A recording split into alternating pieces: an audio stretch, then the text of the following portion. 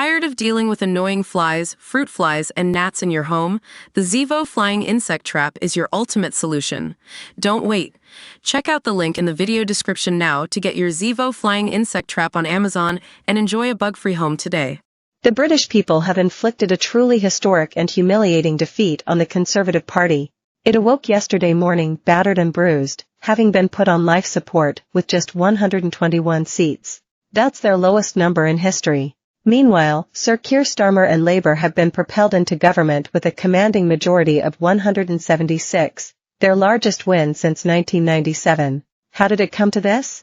How did the Conservative Party go from winning a commanding 80-seat majority in 2019 and capturing the Red Wall to being utterly humiliated only 5 years later? Some will point to specific events like Partygate or the Liz Truss budget. Others to the lackluster leadership of Rishi Sunak, including his disastrous decision during the election campaign to leave the D-Day anniversary early.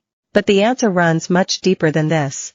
The reason why the Conservatives have been utterly repudiated by the British people is because they have fundamentally lost touch with their core voters, the very people who have been voting for them since 2016. Just look at the results. The striking Tory collapse was most dramatic in the most strongly pro-Brexit areas of the country, where the party was completely smashed not by Labour but Nigel Farage and Reform UK. While the Tory vote collapsed by 12 points in less strongly pro-Brexit seats, it collapsed by nearly 30 points in staunchly pro-Brexit areas. In these places, a massive chunk of the Tory electorate simply decamped en masse to Farage and Reform, while Labour's vote, especially in England, basically remained static. This is one of the most important, yet so far neglected, aspects of the result. Sir Keir's massive majority owes more to the sheer scale of this Tory collapse than to any eruption of mass public enthusiasm for the Labour Party.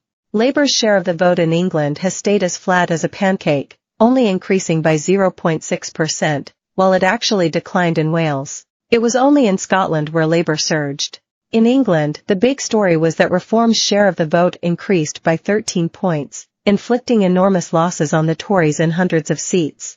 Here's just one statistic to consider. Support for the Reform UK party was greater than the margin of defeat for the Tories in nearly 180 seats. So, why did this happen? Because, as I've written in these pages before, the Conservative Party no longer really knows what it is anymore. It is completely lost.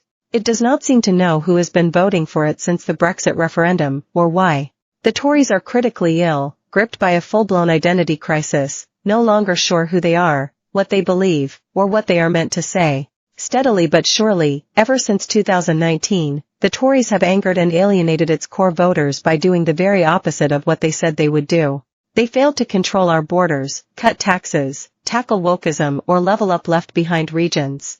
That is why so many voters either jumped ship to Farage, who after 8 attempts now has a seat in the House of Commons, or simply stayed at home, refusing to vote at all. And if you look at what these Tory to Reform switchers want, it is crystal clear, because I have asked them in my polls. They want to stop the small boat invasion, which is making a mockery of our claim to be a sovereign nation.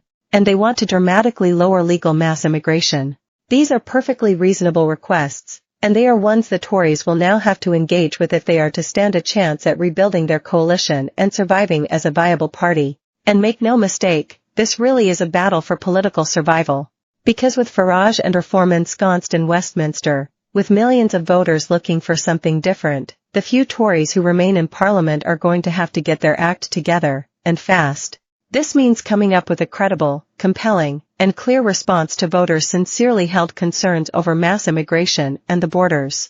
It means coming up with a far more resonant and appealing brand of conservatism that is more in tune with ordinary working people. And, most of all, it means treating their voters with the respect and recognition they deserve. Because if the Tories do not do these things, then they will soon find themselves not just on life support, but heading to the morgue.